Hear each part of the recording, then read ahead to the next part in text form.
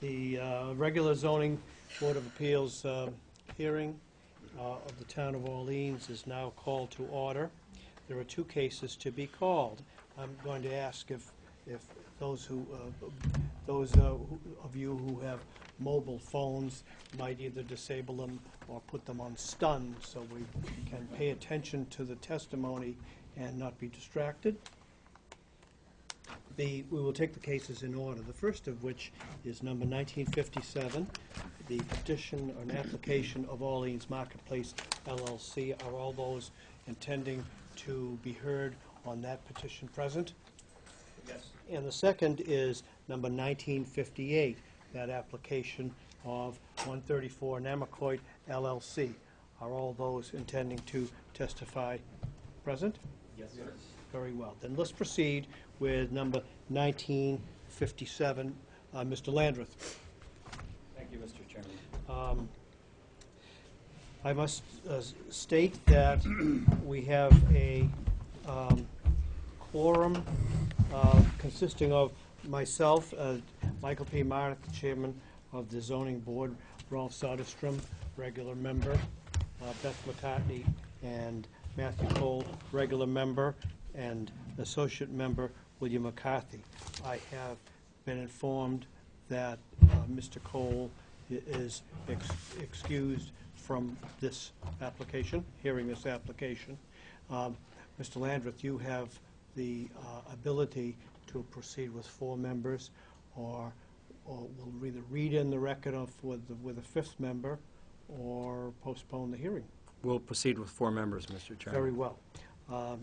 Is any member of the board interested or having any conflict of interest within the meaning of the law in connection with this application, or have communicated with the applicant concerning this application?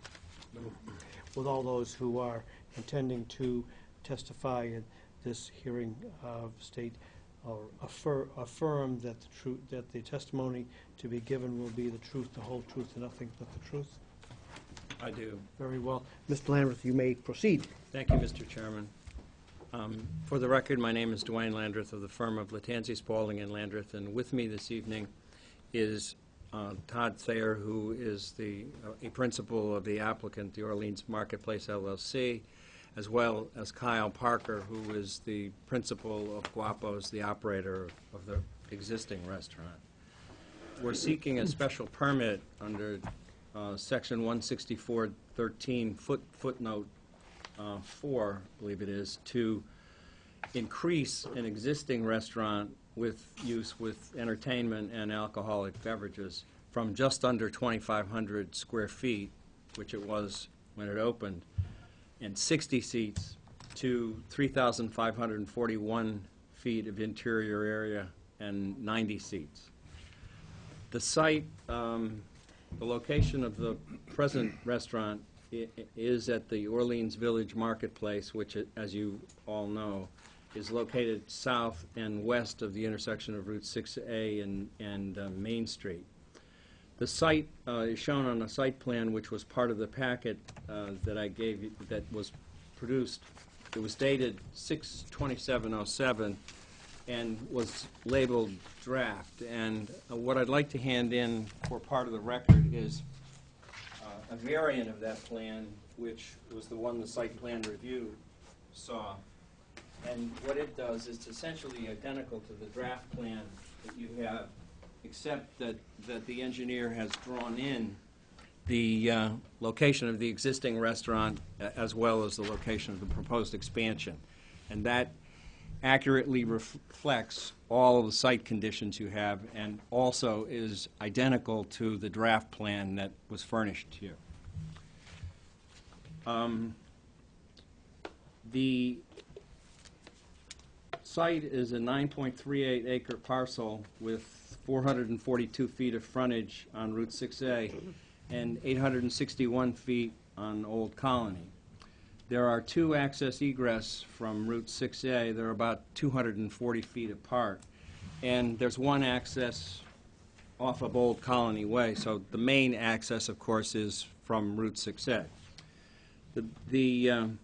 The buildings, of which there are two, are Building A, which is perpendicular, roughly perpendicular to the streets, and Building B, the subject building here, which is parallel to Route 6A and is set back, I reckon, about 350 feet, something in that neighborhood from Route 6A, though it's a variable distance because it's not quite parallel. The overall configuration of the present shopping plaza resulted from relief granted by the Board of Appeals in Case 1531 in year 2000, when Staples moved into the shopping center in the center of Building B, and you have a copy of that decision. Parenthetically, there are 3 other decisions that I could find of record that all related to signs and aren't pertinent to this particular hearing. Building B has 57,212 gross square feet, and A has 33,655. The marketplace has 425 spaces, which is reflected on that plan. If the entire center was dedicated to retail space, which it is not, there would be a need for 363 spaces. It's 1 space per 250 feet of square feet of retail. Though parking for restaurants is generally in excess of retail, there's plenty of area here. The calculated required parking spaces for all retail are 363. There's 425 spaces, so there's an excess of 62 spaces from retail.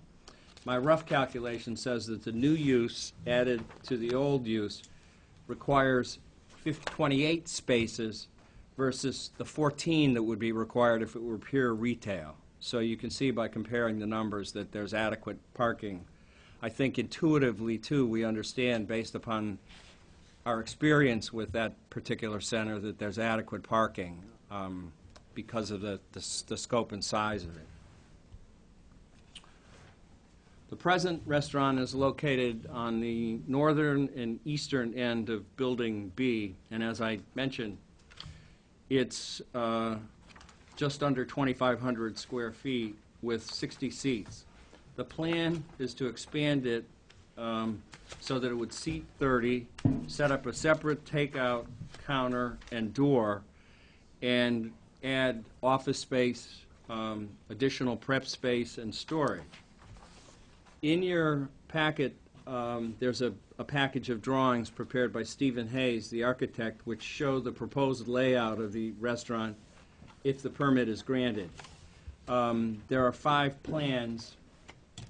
The first is a cover sheet which shows the layout of Building B, the site, if you've got good eyes, and a list of drawings in the project team are shown there. A1, the first plan, is the entire interior of the restaurant. This plan also shows where the deliveries would take place now and will take place, which is at the back of the restaurant. It's on the right-hand top of the drawing. It's off of the road that basically runs between Building A and B, and I have a photograph that I will show you that shows it's rather cleverly blended into the mural that's there, but you can see exactly where it is. That on the plan, or one of the plans that you have, it shows that that hallway back there is not part of the leased space. It's a service entrance. A2 shows the floor plan in greater detail and the exterior. The only exterior change is a new single door for the takeout on the front facade, which is shown on that Plan A2. That Exhibit 1, which is the 4th page, shows you additional architectural details which are not necessarily pertinent to this matter. The next plan is labeled 1, and it's a smaller scale detail of the floor plan of just the new space. Also, I want to offer 5 photographs of the existing restaurant and the area proposed to be incorporated. The delivery door, as I said, is seen in the first photograph on the right-hand side. The boundary of the expanded unit is marked on all of the front views, so you can see where it is. And the new door is marked with an X on the last three of the photographs, so you can get a sense of its size. Thank you.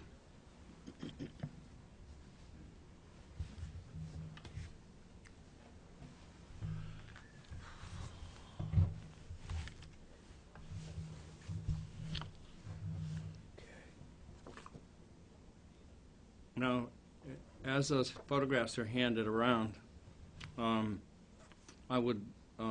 commence the argument. As a commercial special permit, the applicant has to demonstrate that considering the commercial special permit criteria at section 16438 in the bylaw, that the proposed or the proposal's benefits outweigh any detriments to the town or the vicinity. And I'll go through the criteria. First is location. This is a restaurant in one of the town's most diverse shopping centers. It's located within the Village Center District.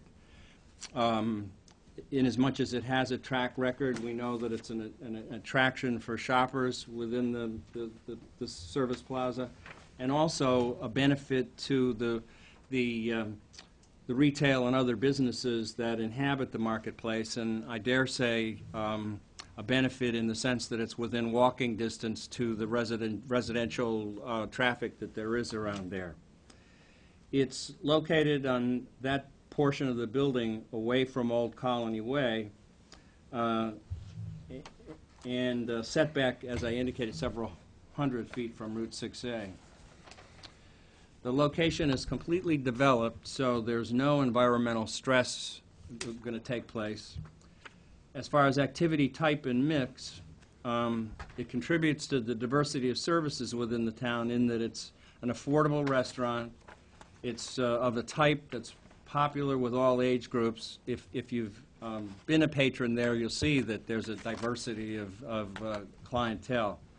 The restaurant is a year-round use. It provides additional employment opportunities to mostly younger people, and year-round dining opportunities. As an aside, you might have noted that in last week's Cape Codder there was a piece that lauded the Guapos for holding a benefit to assist the Cape and Island United Way, and I'll hand that in. It's, I suppose, shameless to do so, but it is useful to know.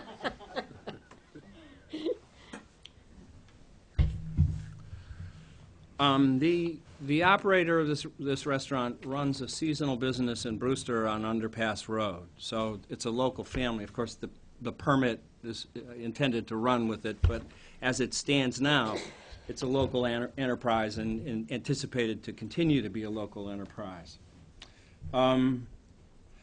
The enlarged restaurant is not likely to increase summer congestion because the marketplace is designed to allow for circulation and parking of expected patrons for the business. As far as environmental hazards, again, there's no foreseeable environmental hazards as a result of the usage and handling of dangerous materials. The type of materials are those that would be in a normal restaurant operation. There are no noise pollution will occur. I will also mention along that line, because I said, and you know, that the bylaw breaks out restaurant use into restaurant and restaurant with alcoholic beverages and restaurant with alcoholic beverages and entertainment. In my research, I happened to stop by for a fajita, and the manager who was on duty at that point indicated to me that, and Mr. Parker can verify this, but the entertainment that they have is not intended to be an all-the-time thing. It tends to go with an event. But they had a group playing what I would say a young people's band, and he, just to test it out, walked over to the Old Colony side to see what was going on when the band was at full tilt, and there wasn't really any noise evident. Site design, considering this factor, we have to take into account that there's no change contemplated except that one new single door. No scenic views, no topographic changes, no tree removal. As far as pedestrian movement and vehicular movement, they're well provided for by a parking lot that in 2000 met the design standards, which haven't changed. The parking areas are well lit and marked. I verified that they meet the town's anti-glare or light retention bylaw, which is not, of course, a general bylaw, not a zoning bylaw. As far as facility design, again, there's no change in the facility. There are no scenic views. The exterior materials will not change. The domestic scale is not affected. So looking at those criteria, the public benefits are many. An attractive, affordable business, it's locally owned, employment opportunities are enhanced, it fills a vacancy in a visible enterprise within the town, and there are no measurable detriments. So I think it meets those criteria. We also have to run through the special permit criteria, even though they tend to go over the same features. Adequacy, the site is designed for such a use. There's plenty of parking, easy access. The site is suitable. It's a restaurant in a village center. Impact on safety and traffic flow. With the existing access, vehicular circulation plan, and capacity, there's no impact on public safety. There's no impact on neighborhood visual character. The adequacy of sewage disposal. I have a letter from Coastal Engineering dated March 13th, 2013 to the Department of Environmental Protection, which indicates that the existing system, which was put in before the restaurant opened this summer, is adequate to handle the expected additional flow from this increase in size, and also there's a separate criteria which has to do with the adequacy of the grease trap. And I'll hand that in for the record.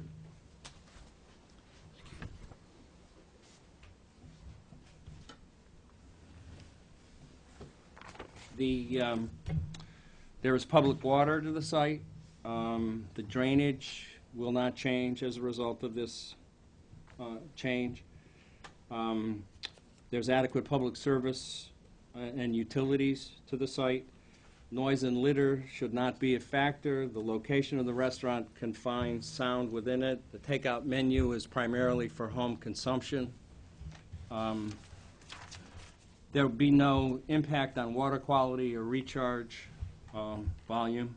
So I submit that the board can readily find, in consideration of these criteria and the Section 16438 criteria, that this will be not detrimental to the established and future town character and in harmony with the proposed bylaw. So I would respectfully ask that the board grant a special permit to expand it in accordance with the plans.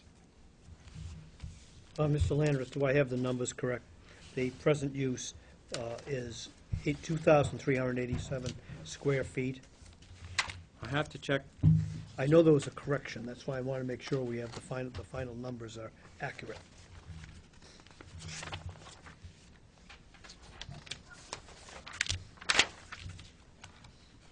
Expansion is 1082, right? Yeah, this expansion is 1081.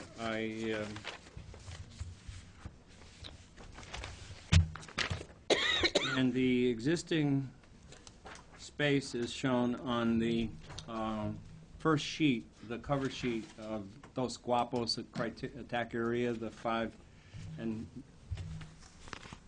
it's 2,000, whoops, that's Willie's Gym, that won't do it. It's 2,000.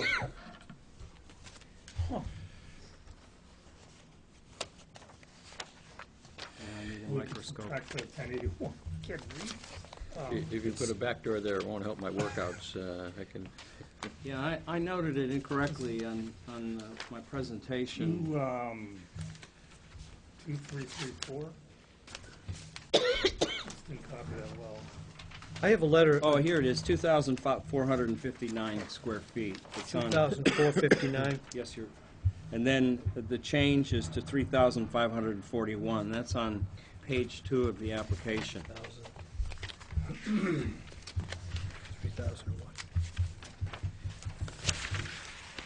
5.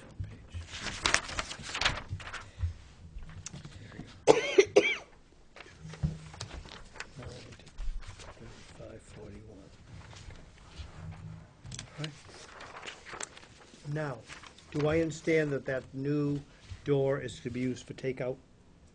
Yes.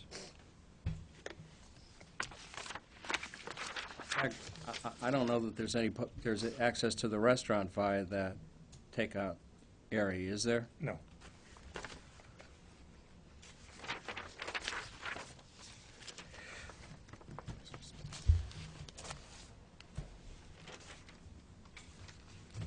Square footage you're looking for?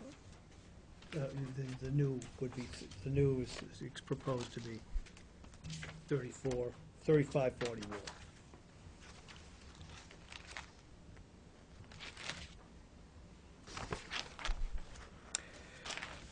Are there any questions by any member of the board?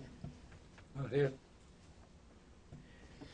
Just briefly, I was trying to rack my memory on where I had encountered the restaurant in this current location, and it was that the evening on which I was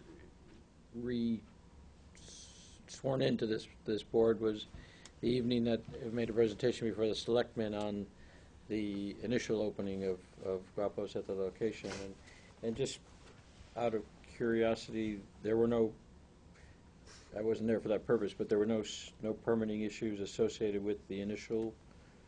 It was a succession to is it a movie rental location. Oh, yes. So allowed use to allowed use, therefore, okay.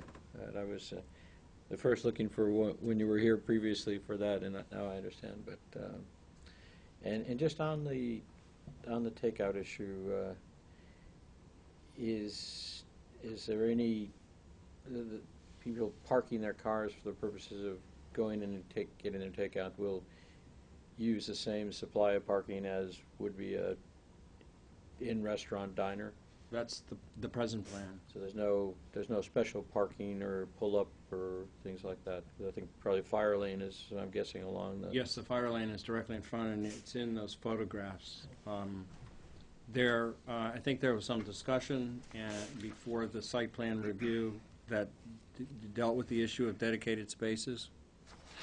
And if the board wants to condition that on some dedicated spaces with regard to that are most proximate, that is certainly a condition that could be considered.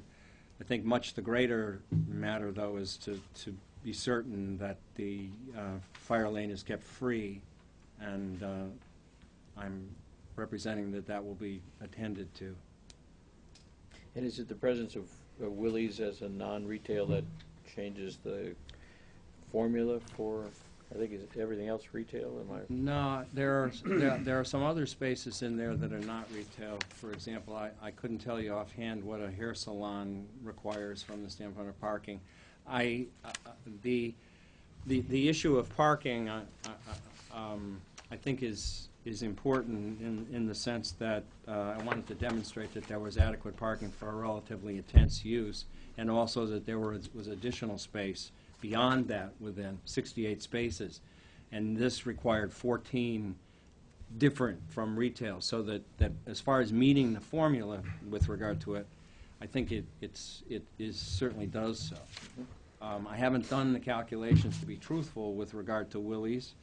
I would also note, though, that Willie's, of course, the way the plaza works is it tends to be dedicated. It's really two spaces, one side on Old Colony and the other side over there, and there's probably more competition for spaces on the Willie's side. We also dealt with an issue, and I don't, when the Spalding rehabilitation moved, I know that there was a very intense use of spaces over there, and who's in that space now? Nobody. Nobody. Well, so No more questions, Mr. Chairman? Very well. Are there, Ms. McCartney? I guess to me, it would make sense to consider having dedicated maybe 3 or 4 parking spaces for the carryout, or else that people are just going to drive up and sit in the fire lane. I don't know what anybody else thinks about that. Is there anyone in the audience who wants to speak to that particular condition?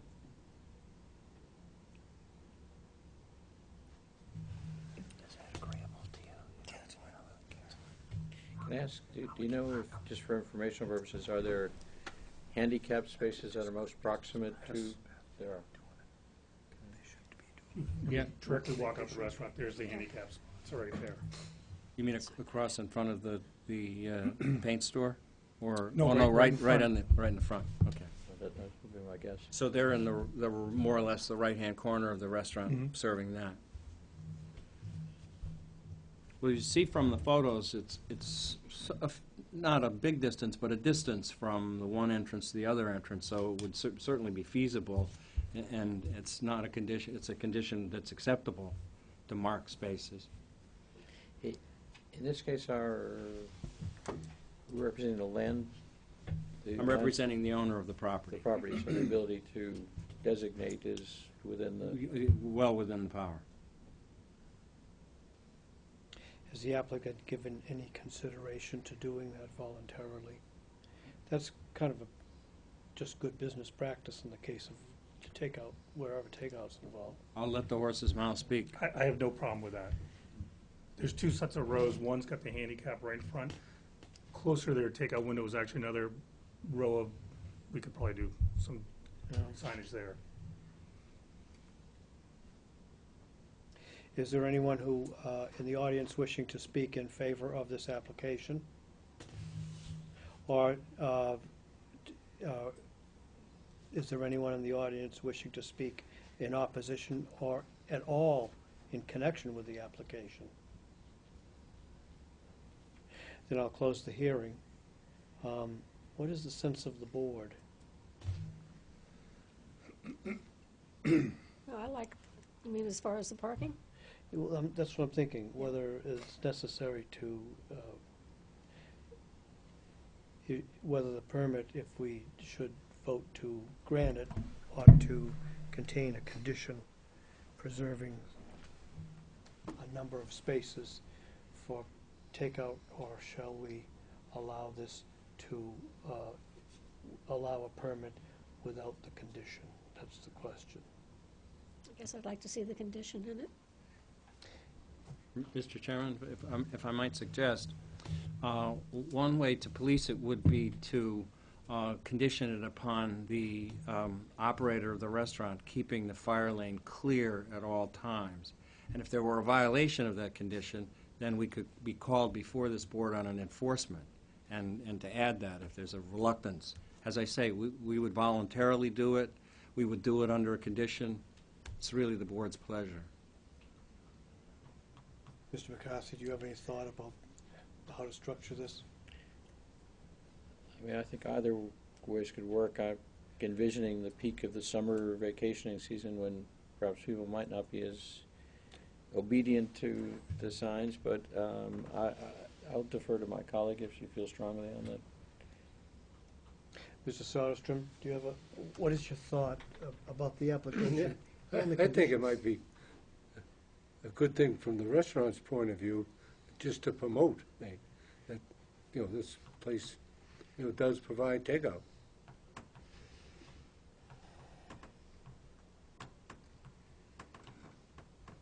I think it would be not a big deal one way or the other, but it certainly,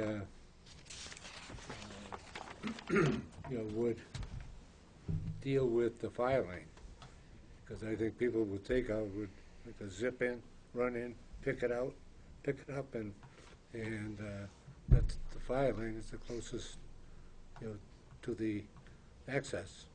So would it be takeout only, though? I mean, I'm wondering, would it be, is your sense to make it takeout only? just- Because Three Yes, spaces for takeout yeah. only, because they're gonna run in and out and have a place to park rather than the fire lane. You haven't experienced any people parking in the fire lane for the regular restaurant. No, but I mean, again, whatever the board wants to do, I'm willing to voluntarily put up signs, because actually, from a management standpoint, it sounds like a good idea and a good practice.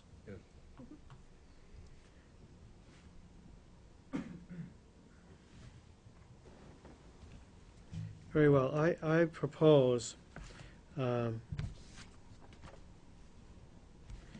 following findings of fact following the public deliberation by the zoning board of appeals, a quorum of qualified members being present and voting based on the application of Orleans Marketplace LLC filed on February 13, 2013. Based also upon the plans prepared by Stephen C. Hayes, architect, dated February 21, 2013. Based on the draft plot plan and the site sketch prepared by Coastal Engineering, dated 2007, and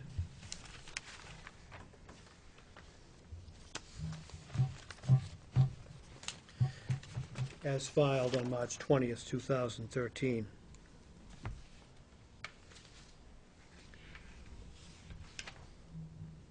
Based also on the letter of Coastal Engineering dated March 13, 2013 to the Department of Environmental Protection, I move that the board adopt the following findings of fact. 1, the subject property known as 130 Route 6A, Unit B2B, is shown as parcel 57 on Orleans map 33 and is in a VC, or Village Center District. 2, present use of the property is a restaurant with sale of alcoholic beverages on a site of 2,459 square feet with seating for 60 patrons. 3, the proposed use of the property is a restaurant with sale of alcoholic beverages on a site of 3,541 square feet with seating for 90 patrons and a takeout facility. 4, the proposed use will not be detrimental to the established and future character of the neighborhood and will be in harmony with the general intent and purpose of the zoning bylaw. 5, the alteration will not be substantially more detrimental to the neighborhood than the existing structure. 6, the site is adequate in terms of size and suitable for the proposed use. The unit is located in a shopping center plaza dedicated to retail use with access and egress at 2 locations on Route 6A and 1 location on Old Colony Way. Off-street parking is sufficient to service the applicant restaurant and the other present uses. 7, the proposed use will have no negative impact on traffic flow or safety. The shopping plaza was designed for commercial and retail use. The access and egress is safe and appropriate, and traffic circulation on the plaza site is rational and orderly. Pedestrian access has been considered and found to be adequate. 8, the proposed use will have no negative impact on the visual character of the neighborhood. A new access door for the takeout trade to the premises on the Route 6A facade is well designed. 9, the proposed use is isolated from and will have no impact on the method of sewage disposal, source of water, drainage, or water resources. The present septic system will service the proposed 90-seat restaurant. 10, utilities and public services will be adequate for the proposed use. 11, noise and litter will not be increased after the proposed use. 12, there will be no adverse impact and no change on groundwater quality and recharge volume and the water quality of coastal and fresh surface water bodies. 13, the proposal is near uses which are similar. 14, no environmental stress is created. 15, the activity, an affordable, attractive restaurant contributes to the diversity of services within the town. It provides year-round service and employment, and summer traffic will not be exacerbated. 16, impacts in the categories of site design and facility design from the present use are minimal. 17, a condition is imposed that the fire lane shall remain unimpeded, and that at least 2 parking spaces be dedicated for the purposes of takeout trade at the restaurant. Do I hear a second? Second. Is there any discussion? Point of information, Mr. Chairman. The use that the table assigns is, it says restaurants with entertainment and sale or dispensation of alcoholic beverages. The alternative uses are restaurant without entertainment and restaurant without alcoholic beverages. So I would urge that the use be clearly identified as with entertainment and sale of alcoholic beverages. 'Cause Very that's what well. the- That's what the Very well. use table calls for. I hadn't been aware that there was entertainment. I garbled it. Okay, I know that you mentioned the incident where you observed it, but so it is restaurants with entertainment and sale or dispensation of alcoholic beverages. So I'll amend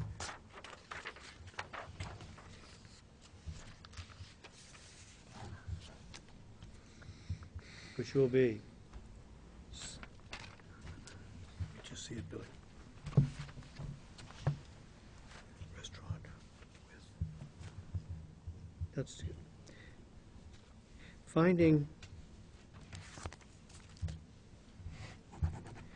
3 will now read, the proposed use of the property is a restaurant with entertainment and sale of alcoholic beverages on a site of 3,541 square feet with seating for 90 patrons and a takeout facility. Yes, Mr. Chairman. That's it. Thank you. Is there any discussion on the motion as seconded? Then I will call a vote. All those in favor? Aye. And opposed? The motion carries unanimously. Therefore, based on the findings of fact, I move that the board grant a special permit pursuant to sections 164-13 and 164-38 and 164-44 of the zoning bylaw to run with the land, subject to the following, this special permit would be subject to the following conditions under the provisions of section 164-44D of the zoning bylaw, which condition has been determined to be necessary to serve the purposes of the zoning bylaw, that a condition is imposed, that the fire lane shall remain unimpeded, and that at least 2 parking spaces be dedicated for the purposes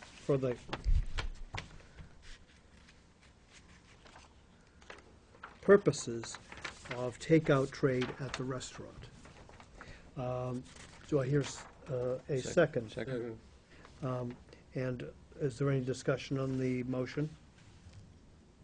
All those in favor? Aye. Then the special permit is granted. Thank you, Mr. Chairman, members of the board. Thank you, Mr. I Landrith. apologize for being Calm late. down. Good luck.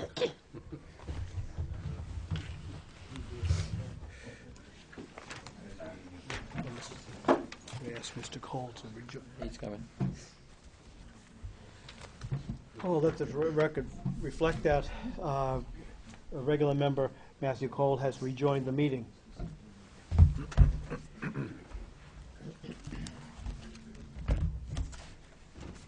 Some housekeeping. Subsequent to the last meeting, the board has been in receipt of a letter from Michael J. Getz, Branch Chief, Risk Analysis Branch, Mitigation Division, FEMA Region 1, to Mr. Fuller, Chairperson of the Board of Selectmen, concerning a flood risk review meeting which was held on February 26, 2013. It doesn't appear that any action was required by the Zoning Board of Appeals, and the correspondence will be filed.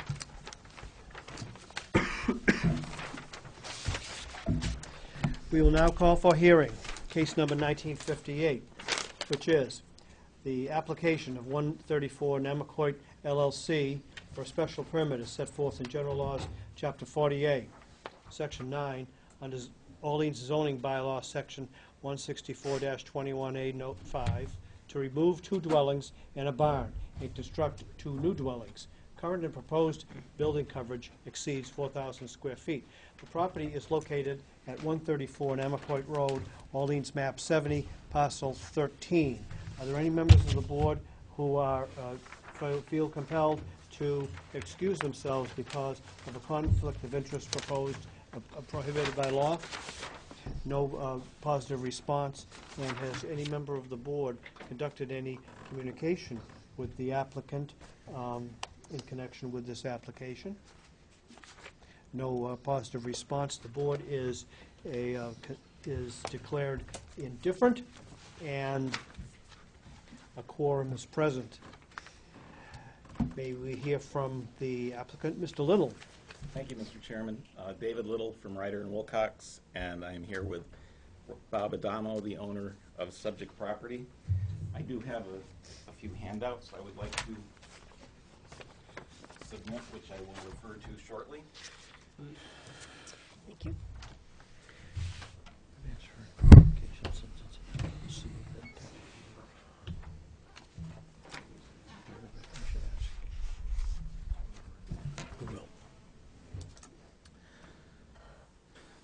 Bob Adamo purchased the property in August of 2011, and shortly thereafter, he proceeded to remove over 200 yards of junk, debris, and accumulated stuff that occurred that had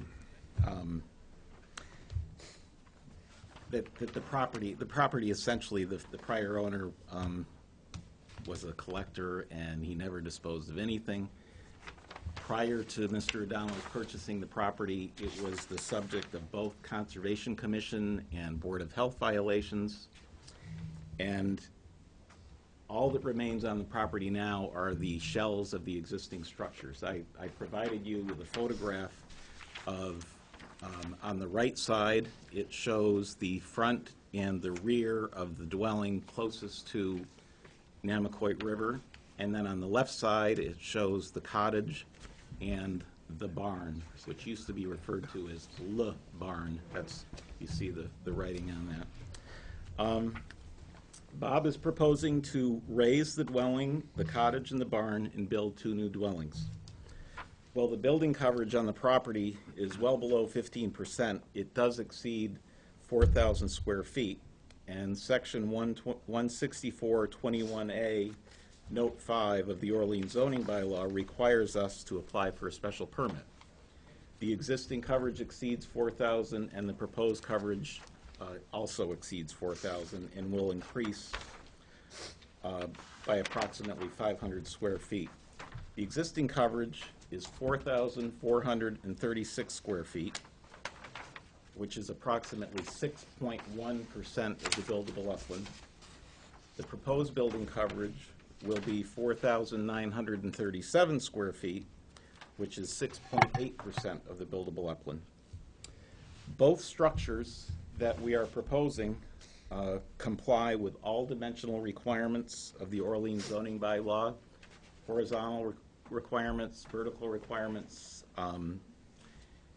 The existing dwellings, or I should say the existing dwelling that's closest to the water, did not comply with some of the horizontal dimensional requirements and would be considered pre-existing non-conforming, but we are proposing to remove that.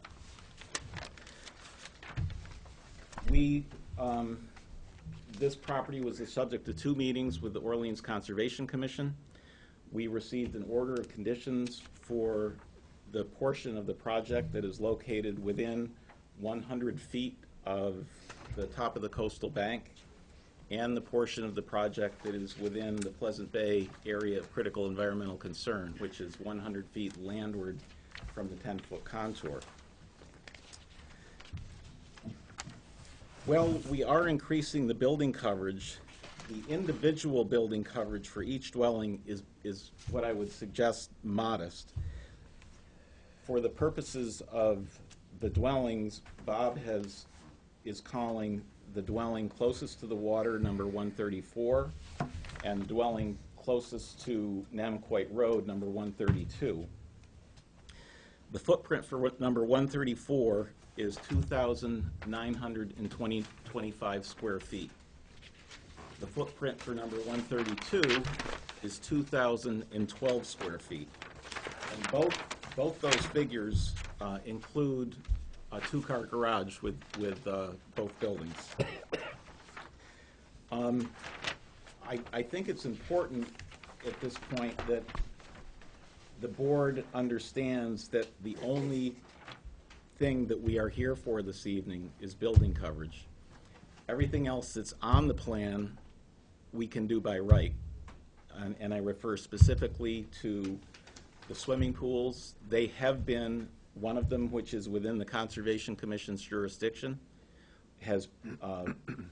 is included in the order of conditions that was submitted by issued by the Conservation Commission and recorded at the Registry of Deeds. And I bring that up because last week I received a call from the neighbor to the west, and her husband and attorney are here this evening, and I know you will be hearing from them. And to say the least, she was distraught when she heard about the application. I'm not going to go into the details, but in full disclosure, I explained everything that was going on, and I honestly, I think her biggest concern was the swimming pool, but unfortunately, the setback for a swimming pool in the town of Orleans is 10 feet, and we do comply with that. And I just need to reiterate to the board that we are here for the building coverage and to satisfy the special permit criteria in doing so for this project. With all due respect, I think that's the board's determination. As I would urge you to advocate your proposal to us without, if you would. I don't understand, sir. Without telling the board what it's here to do or not to do, I'd rather have you focus on your presentation, if you don't mind. Not at all. So, that being said, I will go through the special permit criteria for my client and the board relative to the adequacy of the site. The 1.72 acre site is adequate for the proposed change. The resulting building coverage of 4,937 square feet is 6.8% of the buildable upland, which is well below and even half of the allowable 15% of coverage. As to the suitability of the site is suitable for the change. The new dwellings will comply with all dimensional requirements of the zoning bylaw. There will be no new impact on traffic flow or safety in the area. As to the impact on neighborhood visual character, one of the reasons I provided you with those photographs is to demonstrate that visually the two dwellings that we've provided architectural plans for and renderings for, I think, are a significant improvement over the looks and the conditions of the buildings on the site as they presently exist. As for the adequacy of method of sewage disposal, source of water, and drainage, both dwellings will be served by new individual Title V septic systems and town water. All stormwater runoff will be contained on the property. As to noise and litter, there is no noise and litter anticipated on the property other than the temporary noise associated with the construction, and a dumpster will remain on site during demolition and construction to contain any demolition debris. As for the impact of groundwater quality, recharge volume, and water quality of coastal and freshwater bodies, the Orleans Conservation Commission has issued an order of conditions for the project, or at least I should say for the portion of the project that is within their jurisdiction, assuring the protection of these valuable resources. So, also in another handout on, I think the third sheet that I provided you, it shows the relative footprint of neighboring homes in the area. And I just wanted to bring that to your attention because I think that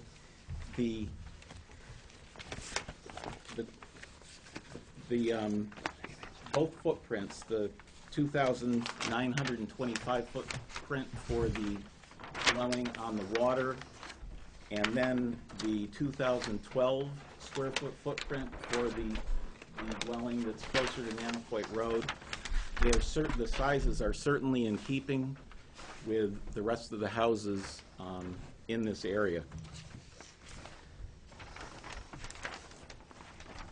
So that being said, we feel that the proposal will not be detrimental to the established or future character of the neighborhood and the town, and that the use involved will be in harmony with the general purpose and intent of the bylaw. Both Bob and I are available to answer any questions. That, for the time being, that will be my presentation.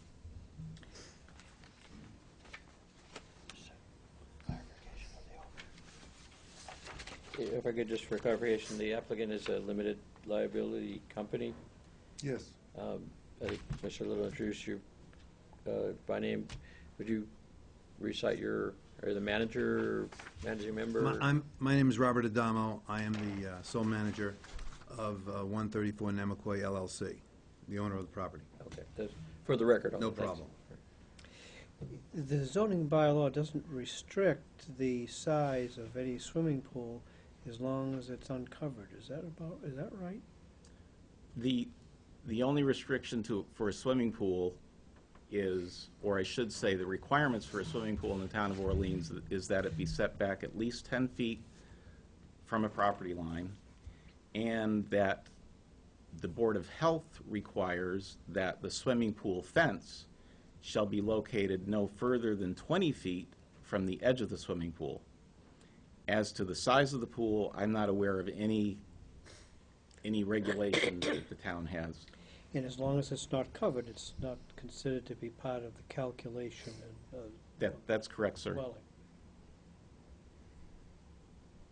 Are there any questions by any members of the board? Ms. McCartney? Is the road frontage 121 feet? Yes, it is. So is this illegal? Is this pre-existing non-conforming? Both of these buildings can be torn down and can be raised and rebuilt legally with a special permit. We do, in fact, have a letter that Mr. Adamo, when he was originally looking to purchase the property, he consulted with Brian Harrison, the building inspector, and we do have a letter to that effect. Okay, but if there weren't houses here and it didn't have 150-foot frontage, they wouldn't be able to put two houses on it, would they? Depending on when the lot was created, there are grandfathering provisions in those our ran bylaw. out. Excuse me? I thought the grandfathering provision for that ran out. No, there are two grandfathering provisions for lots created prior to 1973 that Okay. this falls within. It clearly, these were, Okay, I'm not familiar with the 73 one then. there are two. There's one that deals with 20,000 square foot lots. I'm sure Mr. No, Harrison yeah. can, but I think the underlying situation here is these were lawfully existing structures on this property, and we have the right to raise and replace them. Okay. Were they occupied or abandoned, or are you suggesting it doesn't matter? They have not been occupied for a little while, that's correct. So, Is this going to be single ownership or condo, your ownership? Can I answer Mr. McCarty's? Please. Would you repeat that? Both questions came at the same time. Referring to 163-3, for abandonment, if indeed we're talking about non-conforming use or structure, abandoned or otherwise discontinued for a period of 2 years, shall not be reestablished. Any future use shall conform with the chapter. it's a residential use, and we're not changing the use. I mean, these are lawfully existing residential structures, and the use is residential, and our proposed use is residential, so nothing has changed, and I'm sure Mr. Harrison can answer your question. I haven't visited the question of definition of abandonment in a while, so Well, I I'll think that reserve refers, judgment on that. I believe, and I'll defer to Brian on this, that refers to an abandonment of a use that was pre-existing non-conforming. The uses here have always been, these have been lawfully existing houses. Whether they haven't been occupied has no bearing on whether they've been abandoned, or the use has been abandoned. The houses exist on the property. Provided conforming. The new houses are going to be conforming. No, I think we first got to get to the existing, and I could be barking up the wrong tree here. I don't quite follow you. These are lawfully existing residences, pre-existing, non-conforming, on a piece of property. We are planning to build 2 new residences. The zoning bylaw allows us to raise and replace them with the issuance of a special permit. There's no change in use here. I mean, It goes to the question of what abandonment under the definition. I think if you read further into the definition, it refers to a change in use that is no longer allowed.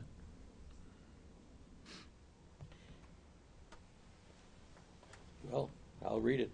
Abandonment, a non-conforming use or structure which has been abandoned or otherwise discontinued for a period of 2 years shall not be reestablished, and any future use of the premises shall conform to this chapter. That's all, that's the extent of what I'm, Well, and again, I'm I guess not what pretending I to would be like to do then is provide the board with a letter from the building inspector that was, I'd submit this into the record, that was provided to Mr. Adamo when he purchased the property. Perhaps that will help answer Mr. McCarthy's question.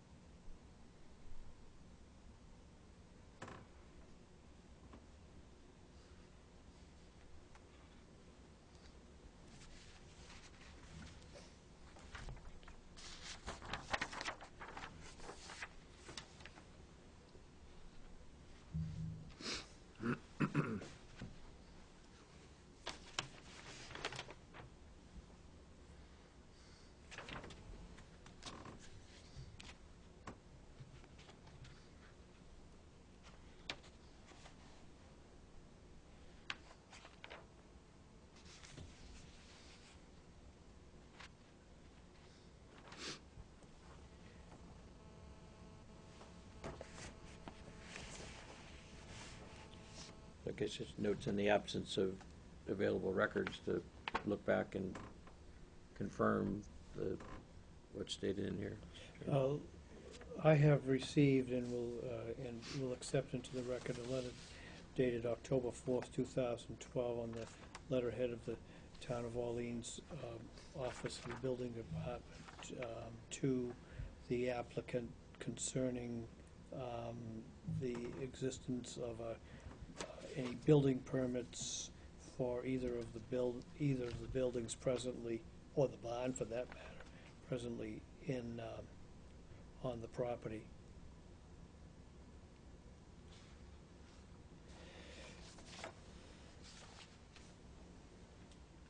Mr.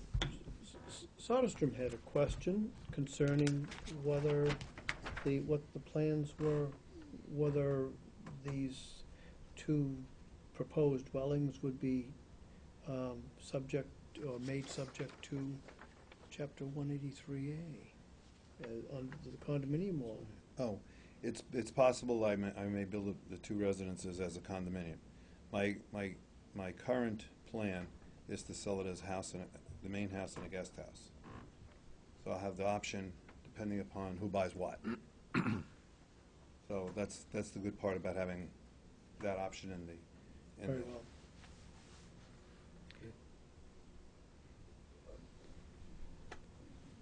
well.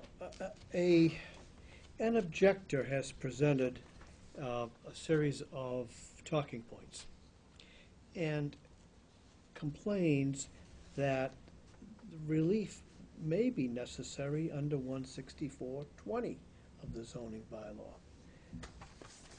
Section 16420 states in part that for each dwelling unit or guest house on a lot, there shall be required 40,000 square feet of contiguous upland as set forth in section 164-23 unless otherwise provided.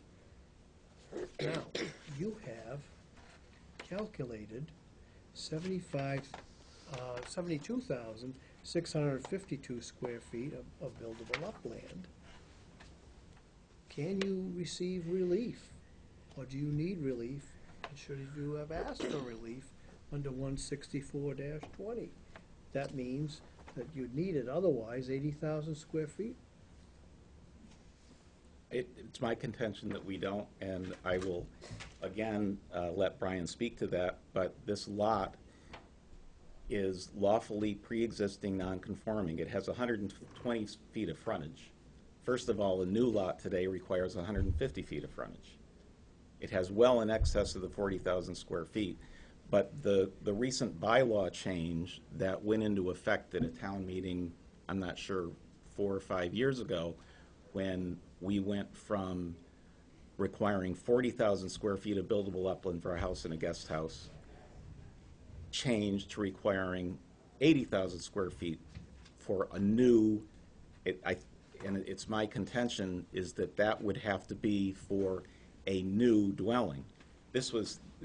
This existed prior to the adoption of that zoning amendment that was adopted at town meeting. I don't know how many years ago I was there, I don't remember, but these were lawfully existing dwellings prior to that. We're not trying to create two new dwellings. We have the right to raise and replace them under the zoning bylaw.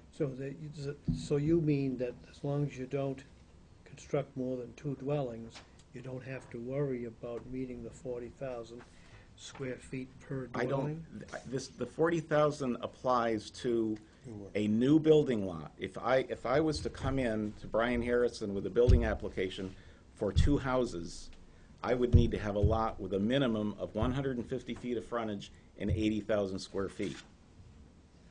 I already have 2 lawfully pre-existing houses on this property, and I'm allowed by the zoning bylaw to raise and replace them.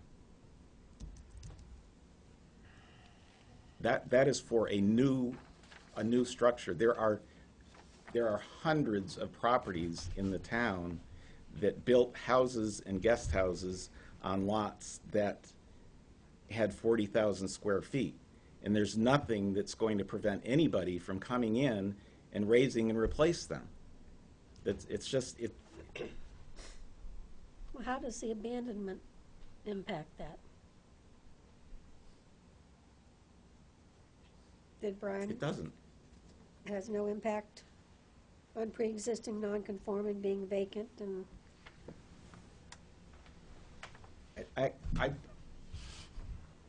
I don't understand how just because you own a house and you don't live in it for 2 years, how it becomes an unlivable. We're talking about 2 lawfully existing dwellings on a pre-existing non-conforming lot. How can you say that if you abandon the use of one of your houses, for instance, you have 2 houses on your property, if you abandon the use of one for 2 years and never lived in it, do you think you shouldn't be allowed to move back in there? Well, if it were falling down, which these were. I mean, the cottages. I don't think the condition has anything to do with it. Okay. No, Well, that was the only, reconstruction versus moving back in, are they Well, not? if I could try and put a little, Light rather than heat. well, Yeah. I don't know the numbers of the laws the way you guys do. Okay. But let me just say this to you. When I originally looked at this property, one of my intentions was to not go before conservation and ask for permission. Obviously, that wasn't what ultimately happened. But I do know that I could have taken the two structures that currently have an electric meter on them, that I just sent in today the request to have them taken out. I know that I could have gone in there and renovated those buildings and have two people live there. Nothing would have changed, okay?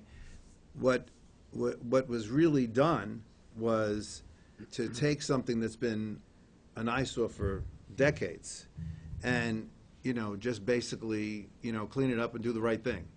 And we've spent a lot of time and a lot of money following up on trying to do the right thing, not only with conservation, but with the zoning and all of the, we've been following all the steps. I think ultimately what will be there will be better than what's there today. That's my expectation. I would be shocked if anybody who hasn't seen any of my work would see that it's going to look worse than what's here. Part of the application process, especially as you know what goes on in conservation, the possibility that someone, future purchaser of these homes, asks the question of me as a builder, is it possible in the future if I want a pool? That became that's a realistic question. And in the selling process, because I'm a merchant builder, I don't want to not have that, because if I say, well, geez, I don't know, well, if you can get me the permit, I'll buy the house.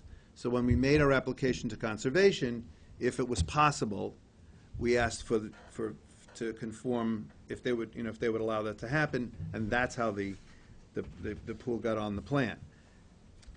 It wasn't my intention to do it, but we did it just in case it ever came up in the future.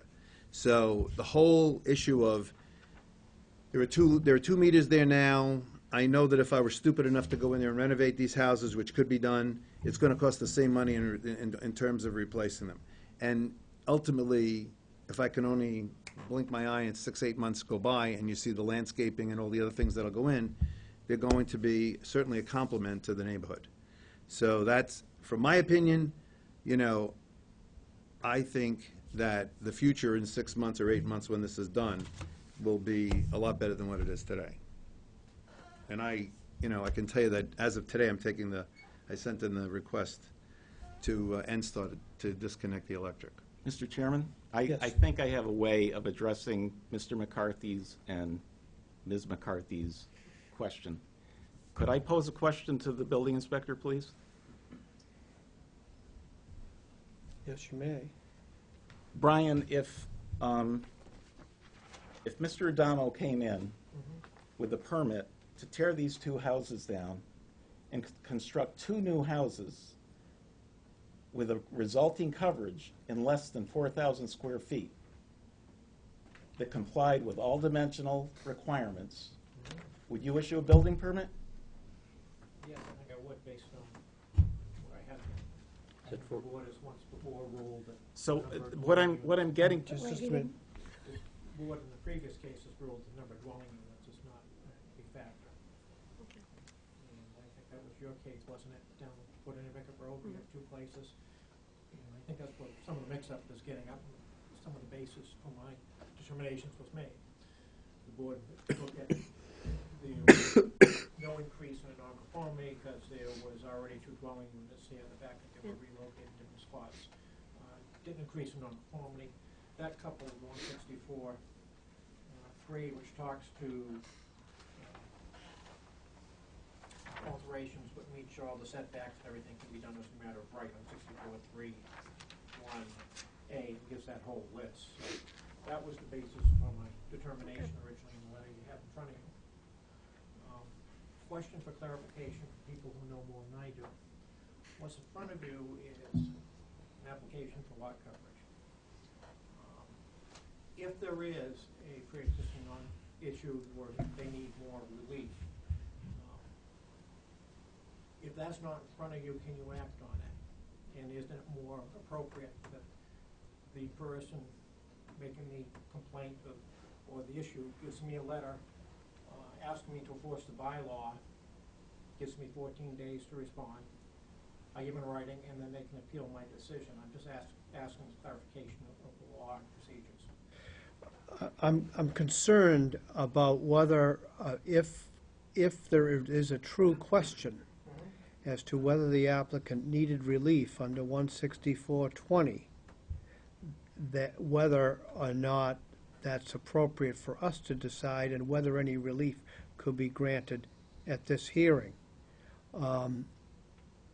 Whether or not you have been, the building department or you as building commissioner have been asked that specific question.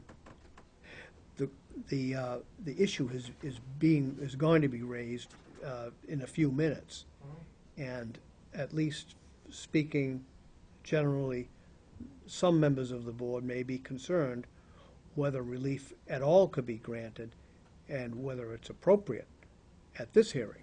Right. If that answers your I question. think that's my question. Yeah.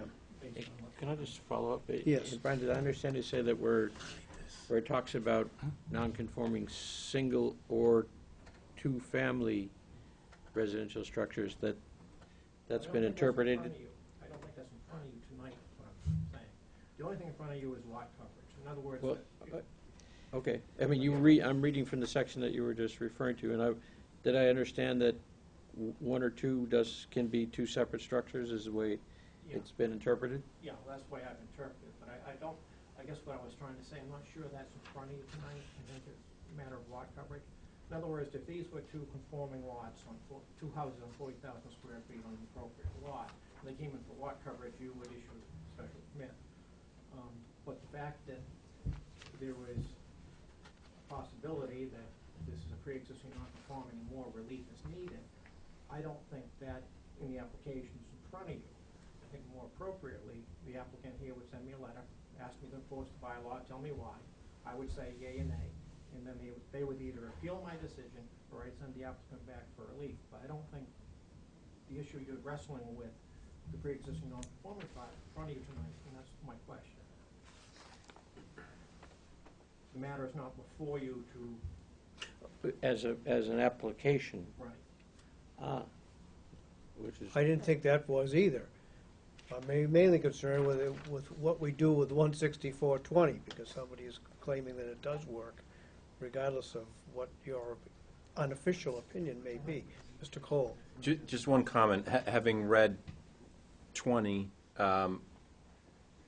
reading 164 3C 1A1, again, it would appear that in that case, it would be by right and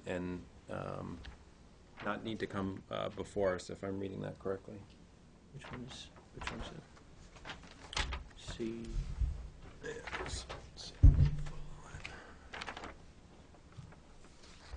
3C, 1A. Yeah, so it's an insufficient area, but complies otherwise. Allowed as of right, insufficient area. What I heard Ryan saying, I don't get it. I don't understand what he means. What he says. They're just trying to confuse things before.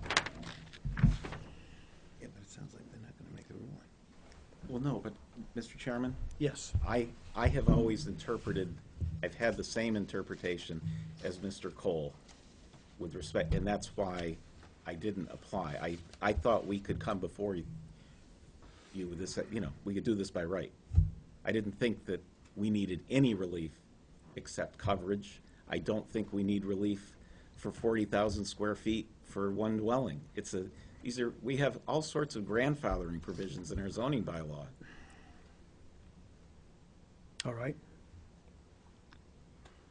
Are there any further questions of the applicant by the board members? Then let's hear from, is there anyone else in the audience wishing to speak in favor of this application? Yes, sir. Hi, I'm Walter Filer. I live at 130 Namaquoit, house in front of all this. And we've been there for about 3 years now. And it's definitely an eyesore. They're falling apart.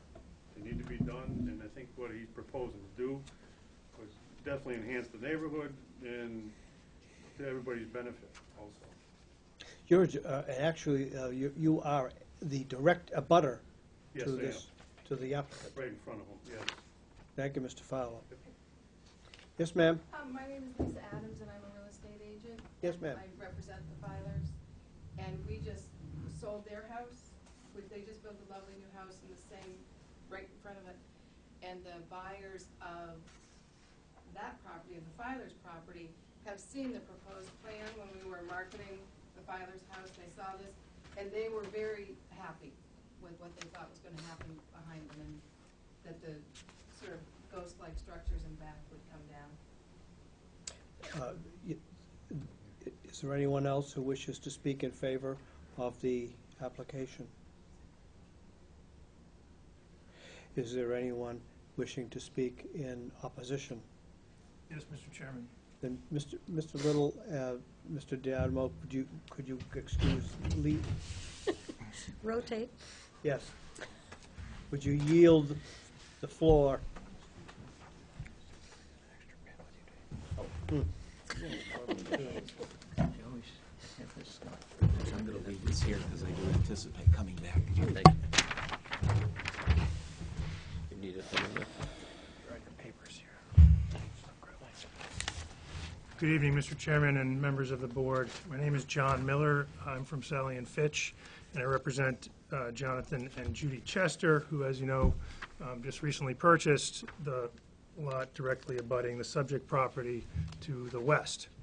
And you did hear an anecdote about how Mrs. Chester was in some distress upon learning about this project. And primarily because there is a plan for a pool literally right outside their bedroom window and living room and their daughter's bedroom window. It's right next to it. And I have an exhibit that I'd like to hand up just so you can have some sense of where this proposed pool is to go. And I obviously have Is this number 124? number 124, correct.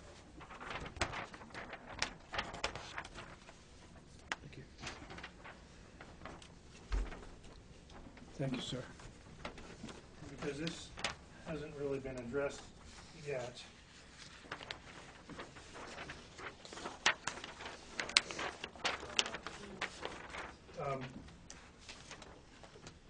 I'd like to just speak to this first. If you look at this plan, which is just something I printed off of the internet in the short amount of time that we had to prepare for this, but the highlighted lot is the subject property. The house to the west is the Chester's house. The pool is going to go, the fence for the pool is going to go right on that lot line, just really a few feet from the house. Then there's going to be some hardscape surrounding the pool, and then a pool, which is going to be noisy. It may have lights. There's no provision in the plan for any screening whatsoever. It seems to us there's plenty of other places to put a pool. So that's, obviously the first thing that my clients noticed when they saw this proposal. But in looking a little bit deeper, it's clear that there are a number of other problems here, and those have been touched on already. I do believe that they need not just approval for the excess coverage, but they need approval under 164-20, which clearly states, for each dwelling unit or guest house on a lot, there shall be required 40,000 square feet of contiguous upland, unless otherwise provided. Well, they don't have that. It couldn't be clearer in the way that particular aspect of the zoning bylaw is drafted, that they need 80,000 square feet. What they're attempting to do, rather than being able to subdivide this into 2 legal lots. They're trying to shoehorn in two excessively large structures with pools and hardscape, which is going to be not only detrimental to the neighborhood and not in keeping with the rest of the neighborhood, but largely hugely inconvenient and distressing to the immediate neighbors to the west. The coverage issue is a serious one. They're proposing to increase the existing coverage, the existing nonconformity by over 500 square feet. It is already not in conformance, and they're going to increase that by 500 square feet. The new dwellings exceed the coverage limit by nearly 25%, even before considering the addition of the 2 pools. When you, and you're right, Mr. Chairman, when you point out that the pools don't, under the zoning bylaw, contribute to the coverage calculation. If they did, it's another 2,500 plus, or sorry, 2,200 plus square feet of coverage. I don't think that the zoning bylaw, when it was drafted, contemplated multiple pools on a single lot with its hardscaping and so forth. You know, had they been thinking about that when it was drafted, I highly doubt that they wouldn't have included those square feet in the coverage calculation. The other lots you can see in this picture are not covered in hardscape and swimming pools. This would be the only one that is. The abandonment issue, I think, is a real issue. I haven't put it in my outline, but I was at the site today for the first time, and looking at these buildings, it's quite clear that they were abandoned. The provision, if it doesn't mean a house that hasn't been lived in for many years, I'm not sure what it means. But there are no windows. It is a disaster. They've essentially admitted that it's been abandoned. Perhaps there's some more legal research to do as to what abandonment really means, but it seems to me they have to deal with that provision, and as Mr. McCarthy read from the bylaw, it's pretty clear that provision poses a problem for this special permit application.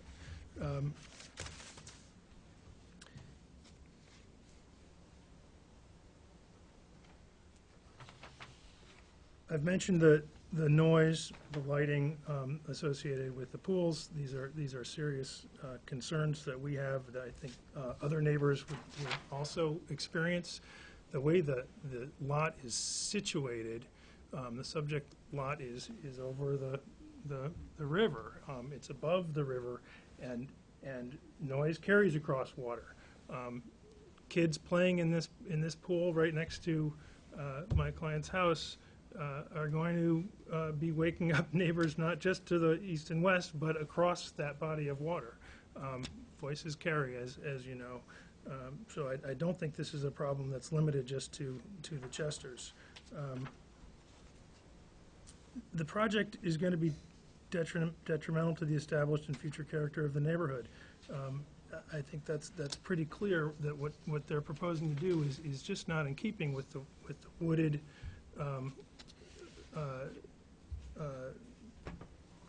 the wooded and sort of rustic character of that neighborhood. If one just simply drives around that neighborhood, it's simply going to look a lot different once this project is constructed. Did you have anything that you wanted to say, Jonathan? I don't really have a lot to say that you haven't already touched on.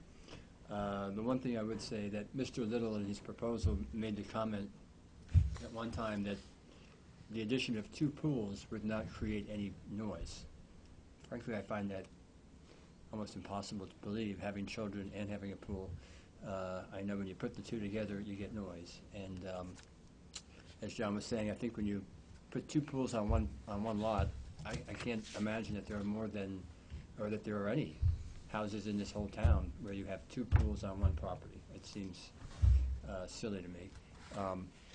And again, in keeping with the configuration of the lot and the contour of that land, I really believe that the noise not only will affect our property, but I think anybody across the river is going to be having all that sound bouncing off that water in the morning, all hours of the evening, depending on what they're doing there. Again, I think it's a tremendous potential nuisance to the neighborhood. That's about it.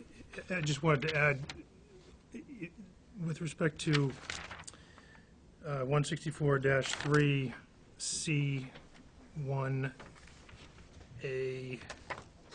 I believe we were looking at,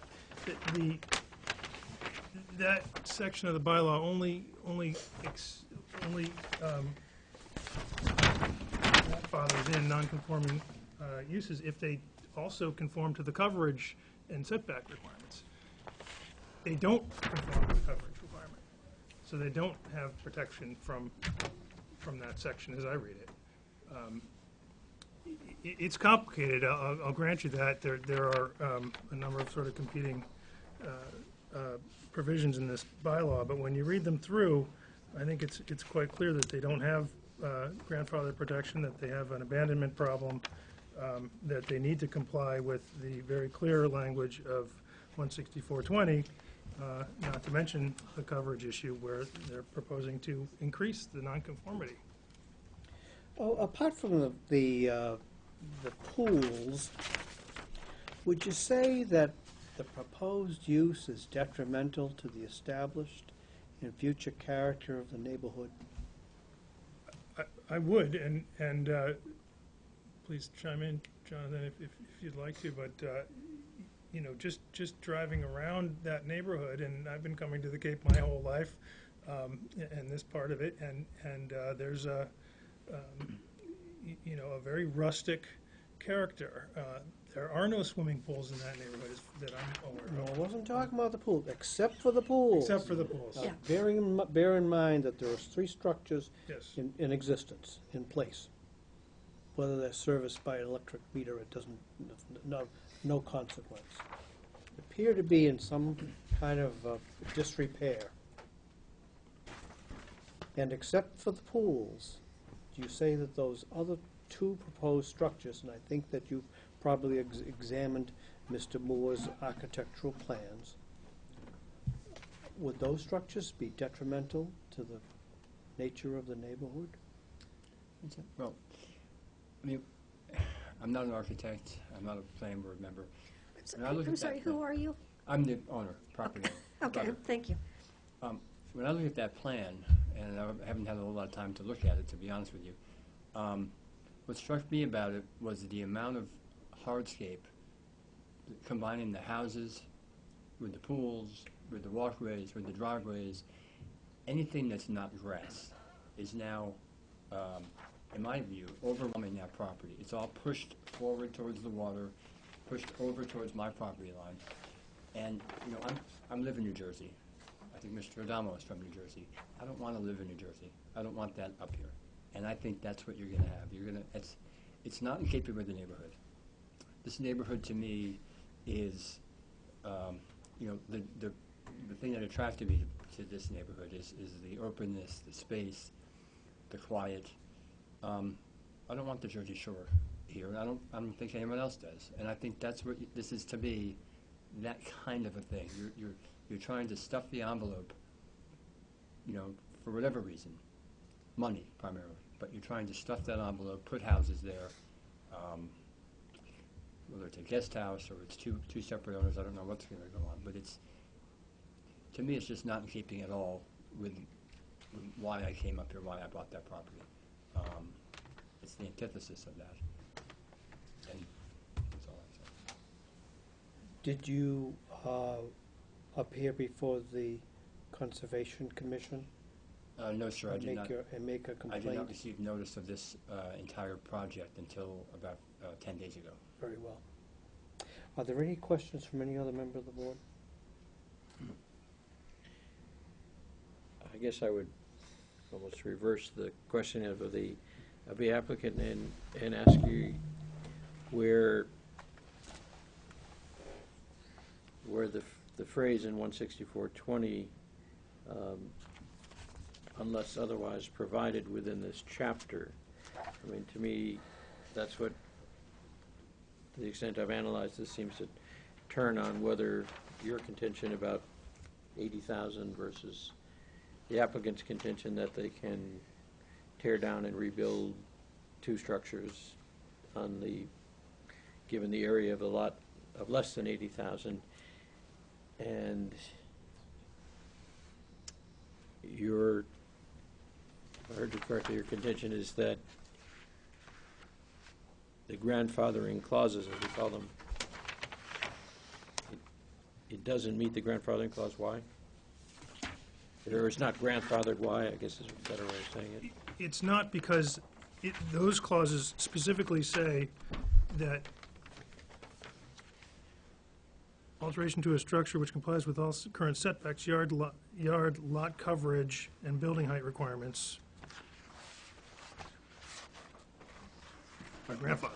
So if it otherwise complied, in other words, you can totally tear down and rebuild a structure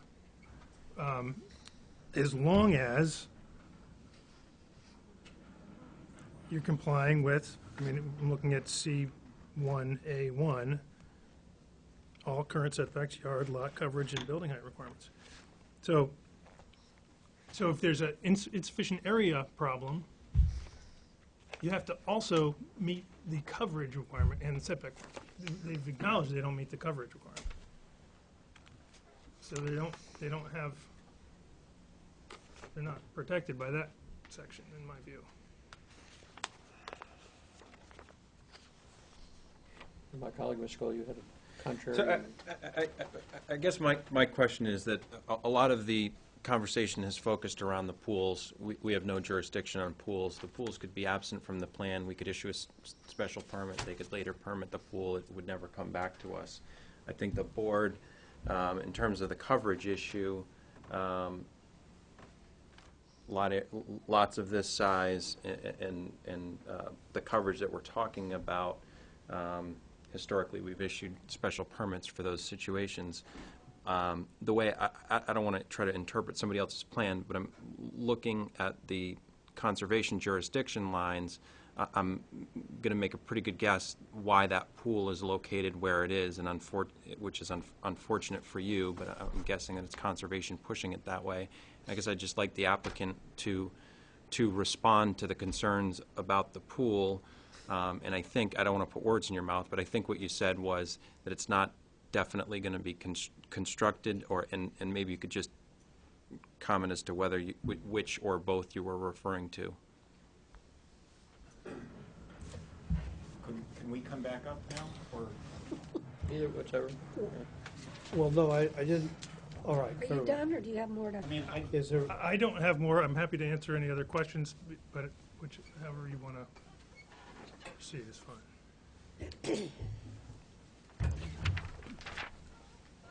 I'm going to borrow, Mr. Harrison's letting me borrow his zoning bylaw Very because well. I would like to comment with respect to council's opinion. yes, sir, but Mr. Gold has a specific question. Is it okay if I answer Mr. Cole's question first? Dave? David? Please do. Okay. You asked a good question. The normal way I do business is I don't avoid issues or problems. Within the hour that Dave Little spoke and met with Judy Chester, I made an appointment with Judy, went over to her home, I listened to her concerns, and I couldn't solve her basic, major concern, but I represented to her, and then we had a conference call between Judy and John and myself, was the fact that I was not, the only reason why this pool is on this plan was because somebody may buy this house and ask me that question, and I don't want it to be the stumbling block to have a contract signed, okay? What I did say to the Chesters, and we did have an understanding, was that I can't control what could happen in the future, but I can control what I have as long as I own the property today. So as a responsible developer, builder, knowing that I have a concerned and very upset client, abutter, I made a recommendation to provide them with a deed restriction that if in the future there was ever a pool built, that between their property, on my side of the property, that I would plant a row of 12 to 14-foot Leland cypresses between 4 and 5 feet apart, 4 feet beyond the edge of the pool, and that they had concerns about an expression I haven't heard in residential called stadium lighting. And I do come from New Jersey, and I've seen a lot of things, and I've built a lot of things, but this is a new one on me. So in the deed restriction, I put in there that there would be no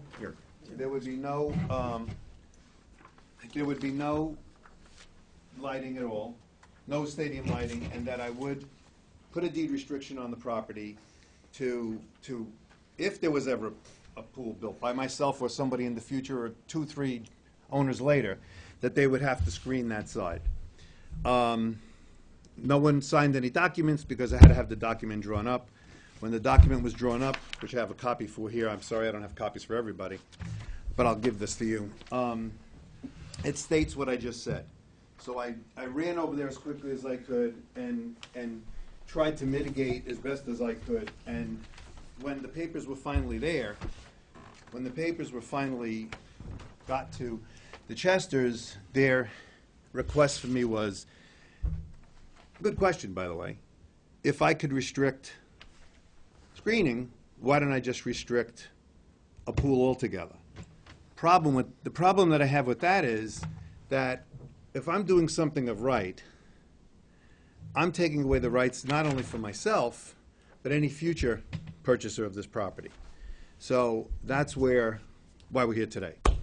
But out of respect to the board and out of respect to the objectors and my abutter, that I'm really trying to be responsible. I'm really trying to be respectful. I'm not marketing the house per se with a pool, but if somebody asks the question, I've got to disclose that I've got it in my back pocket. So, I've been doing this for a long time, and I know that it doesn't help for me to infuriate a board or an abutter or anything like that. I did the best that I could. The only, in my opinion, trying to peel through the onion and get to the bottom line, my answer to this is I would not be here tonight, they would not be an objector here tonight if I wasn't looking for 500 more feet of coverage. That's my opinion. There would have been, the building permits would have been issued a month ago, we would have been a month ahead of time.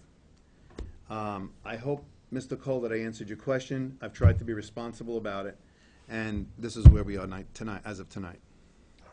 And so all of that really addressed the pool up front, Right. correct? And so do you have intentions of building this pool? No, up front? the Same answer is thing? no, but the reason why I show it on the plans, I understand. it's a good question. There's a good question. When you in a town that has, anytime I build in a town that has a septic system, I want to make sure for future owner questions, what else could they do? You know what I'm saying? That's why it's shown there. Okay? And if you check with the building department, I submitted building permit applications, there's no pools. So it's not like it's not like I've got something behind the door, So this plan is not part of the set of plans with the application? These plans are part of the application, but the building permits that are going to be issued by the building department are not included. In the building permit, I'm not asking for a swimming pool permit. So what we're talking about in terms of the pool is something that would happen in the future. And the only reason why it started with the conservation was only because I didn't want to go before conservation, because it's a tedious process to get there. Yes. So, procedural question, if they're in plans included with the building permit application, does that afford approval to construct them? You have to rephrase that. If, the question about the pools, if it's shown in the plans submitted to you as part of the application, does that, Doesn't mean they have to build it now. but conversely, does it They confer? could come back and either file another permit or amend what they have if they want to put the pool in, but it's not in front of us now. Okay, so there's no There's no structural constructive plan- approval there's to do it? no structural Okay, plans for the pool, nor the required fencing or anything in my office now that I'm aware of. okay. So just because the site plan shows a pool doesn't mean that it's under Haven't asked consideration for of it, the so building we're not permit sure. application or the permit. And I'm not interested in asking for it. But if somebody does want a pool, they don't have to come before anybody, they just get a building permit and put in the pool. As long as they conform to the side yard setbacks. Okay. But the deed restriction that I offered the Chesters, because, just because the pool is here. Yes. Maybe someone wants a different shape, or someone wants to put it 20 feet to the right, they still would have to screen the property. They still would have to conform to no lighting. So I can't, I don't have a crystal ball to see what someone would do in the future, but I built it enough, my attorney and I discussed how to design the deed restriction, that if anything was going to be built on the backyard of that property, that the Chesters would be screened. Are you willing to do the screening when you do the construction? The screening isn't needed now. The screening is only needed if there's a pool in. So it's all treed now that there's privacy? Right now, Okay. between the Chester property and my property are the natural trees that have been there. Evergreens. Okay. Okay, but I'm talking about putting something, I'm talking about putting a deed If it were restriction. cleared, If it was ever, okay. obviously this area is going to be cleared because of construction anyway, but we're not talking about the trees that separate our property. You're not going to clear cut? No. That's not what's going to happen. Okay. This would be another layer of screening that would be on my property if in the event there was ever a pool built, whether by me or a future owner. Can I ask you, since we're talking about the restriction, has your abutter and/or council had a chance to give you any feedback on it? The only feedback that I got from John was the fact that, he would prefer to just have a deed restriction that said no pool at all. And let me say something. I don't disrespect John or Judy for their opinion, okay? They're in an unfortunate situation, and I feel for them. I just, the only way I can answer this question completely is give you an example. I have a very good friend of mine who lost control of his car. Fortunately, didn't get hurt. But as he was bringing the car over the sort of curb to slow it down, he ran over a dog. Okay? He happens to be a dog lover. This is how I feel in this situation. But for the fact that I didn't have to come in here for the 500 feet, this would be a fait accompli. Mr. Lerman? Yes. With respect to a couple of council's comments regarding building coverage, Note 5 states, building coverage in a residential district shall not exceed 15%. 15% is the maximum building coverage allowed. What we have in our bylaw is a trigger that when we exceed 4,000 square feet, we're required to come before your board Right. for a special permit. Yes. So we are not in violation of building coverage. What we are doing is exceeding the trigger that requires us to come before you. I really think that the council was referring to 16420, and that being a separate trigger. That is, you need 40,000 square feet for each dwelling. That argument was clear to me anyway. It's a different thing. But it says a dwelling or structure hereafter erected. These structures already exist. We're not erecting new structures. I agree with council. If we couldn't build 2 new structures on this lot. We do have the right to raise and rebuild them, though. I need to know, in connection with this hearing, whether there are any other persons wishing to be heard who we haven't heard from yet. Well, I'm not a lawyer, but. Doesn't make any difference, I'm a sir. real estate broker, and I sold the property to Bob Adamo, and one of the reasons I did sell it to him was because of the existing condition of it being a Mass State Use Code 1090 multi-family property, meaning there are more than one residences on the property. In June of 2007, there was a zoning bylaw amendment. They called it a sunset on the ability to build a house, 2 dwellings on a property less than 40,000 square feet. And during that time, out of the 40 or 50 homes that would qualify to build an extra dwelling on their home before that sunset deadline, only a handful were created and actually pulled permits and had second homes built to be able to do that. So the grandfathering exists for 2 dwellings. The worst of the cottages, the existing cottage, the bungalow, that has a past septic system. When Mr. O'Donnell purchased it, both septic systems were inspected. So that rundown yellow building, someone can go in there and live there right now. The main house, the septic system failed, and it's going to be moved away from the water to the front side of the property. But because the building is there, they have a right to replace that septic system. Additionally, when Mr. O'Donnell bought it, he has also removed the previously existed 2 other structures that were there. So there were 5 structures. One was a 10 by 12 shed, and the other was a single-car garage. Oh, right. That demolition permit was pulled shortly after the property was acquired, within the week, and they went in and cleared all the debris out. So what Mr. Little said about, they could come in here and ask for 14% coverage with the trigger of going over 4,000 square feet. I don't know anyone who's doing that, and that's a huge house, but by rights, they could propose a 14,000 square foot footprint on this property. And so to reiterate what I was saying before about that the 2 houses exist, and if he wanted to go in and just renovate what's there, he'd be able to do so.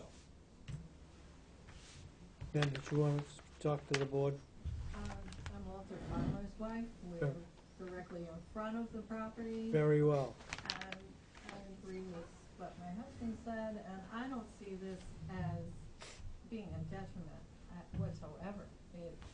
If anything, it will increase our property value in the long haul, except that we do have a sale pending. Let me ask you, did you see the plan of Mr. Diadamo's project? Yeah. How far away would that clip to your boundary line would the closest pool be? I don't know, I I have wasn't to look at the concerned plan. about it. Oh, it would be close, Very well. It wasn't my concern. Could, Right here. could I ask, sir, as the listing broker, I guess, sir? Yes. When did you undertake to market the property, approximately? Well, I started shortly after he acquired it to try and sell it as a project for someone to come in and buy.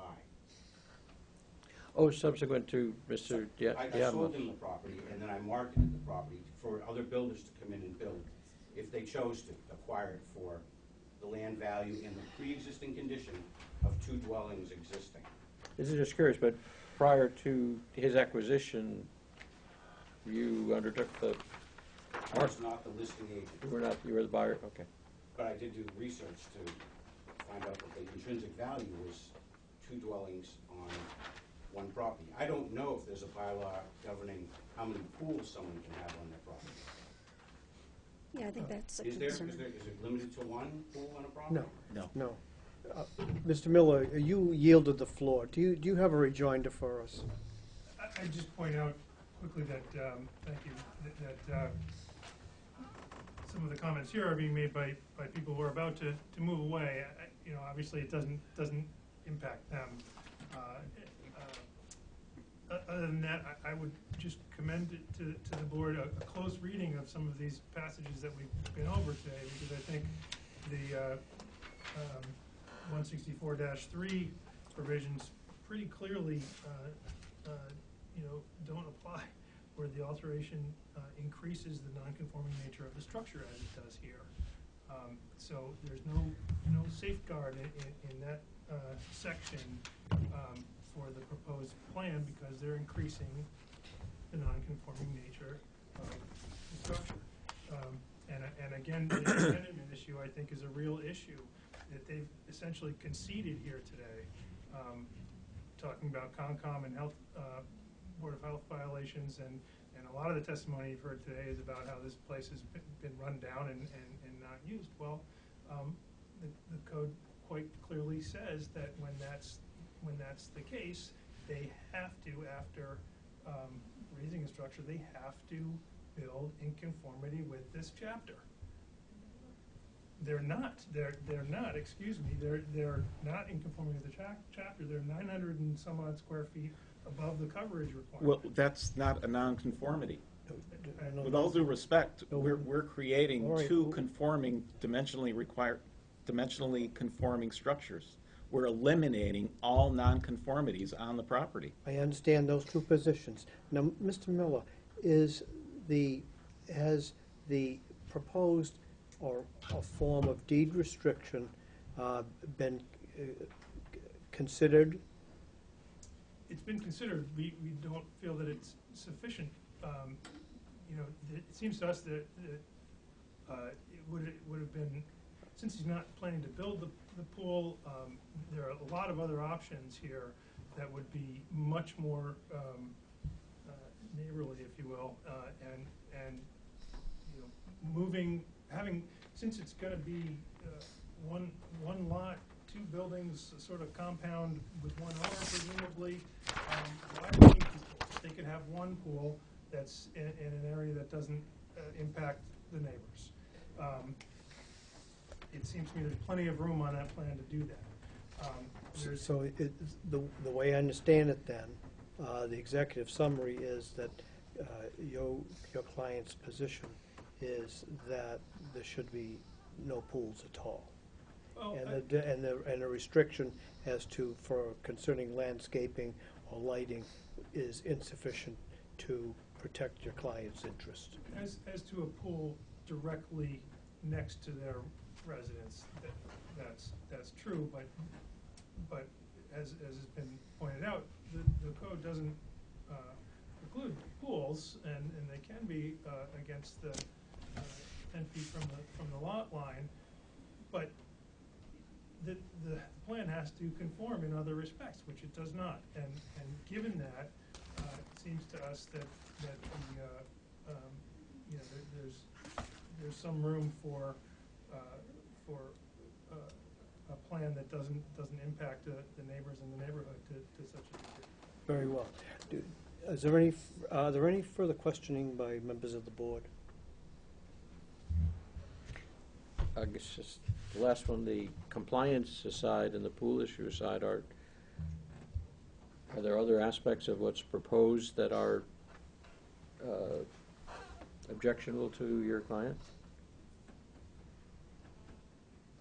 We've heard a lot about the pool. I'm just asking if, just so we get everything on the table. Other than what's been said and what's in the memorandum that I've provided, I mean, the overall coverage is a major concern, and we believe not in keeping with the neighborhood. And again, I think the aerial view shows that. I mean, obviously, what's in that photo is the existing state of affairs of the property. When that is built, there's going to be a lot of patio, a lot of house, a lot of pools, a lot of hardscape around those pools. And it is not going to be like anything else in the neighborhood. Okay. Well, I think as I said before, it's sort of our job to figure out what complies, what doesn't comply. I was really hearing that the pool is the big issue, and to the extent that that's not addressed by the bylaw, I just want to hear fully is what I guess.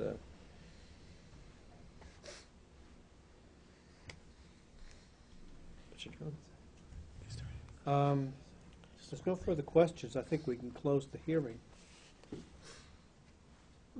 Well, what is the sense of the board? I think I should state at the outset that the regulation of pools in this particular application and context, this really isn't a function of the board.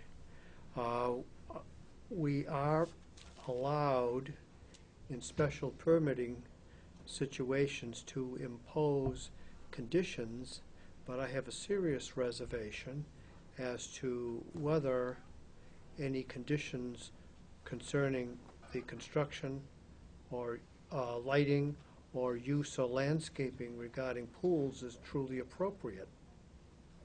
It doesn't really make any difference, I think, whether the pools are contained on a plan with an uncertain intention to build them. I don't know whether, as long as there's no covering on the pools, whether the board really ought to go so far as to regulate the construction of 2 pools or 3 pools or 4 pools on a lot. The real question is whether the proposed dwellings meet the other qualifications for a special permit. I have heard no credible evidence to convince me that the 2 structures, as proposed by the applicant, would be detrimental to the culture of the neighborhood, especially compared to those structures which presently are located on the lot.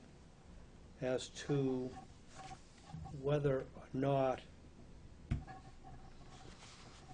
there is a trigger under section 164-20, I'm not prepared to consider right now. Mr. Cole, do you have any thought concerning the application that you wish to articulate? I'll try, it's getting late. I think generally agree with what you just said. Again, my interpretation, as I stated before, of 164-3C 1A1 is that it's by right, so we're not dealing with 20. So dealing with what's just before us, I think we have a precedent of allowing coverage. 6.8% certainly isn't encroaching upon the 15% limit. So in terms of the coverage issue that's before us, I'm generally in favor of granting the special permit. Very well. Mr. McCarthy, do you wish to speak? Can I, your sense? Pass for a second. I'd like just to reread what Yes, Matt you may. was referring to. Mr. McCartney? I think the unfortunate situation is the proposal before us is a house and a guest house, and both of them have swimming pools, which is not the norm. I think I sympathize with the fact that you were sort of blindsided by this, but they have the right to do it. There's not going to be any stadium lighting permitted in a residential area. I have seen it, but it's not allowed use, and I'm sure if you told them that there was stadium lighting next door, it'd have to be removed. I live in a house and a guest house with a swimming pool in between, and there's not usually a lot of noise. Most people are at the beach. It's not a public pool. I don't think it's going to be as offensive as you anticipate, or at least I hope it won't be. So, I mean, I think they have the right to do the 2 houses, and I understand laying it out for the pools. I guess I'm in favor. Rolf? I'm in favor. Very well. In view of the sense of the board,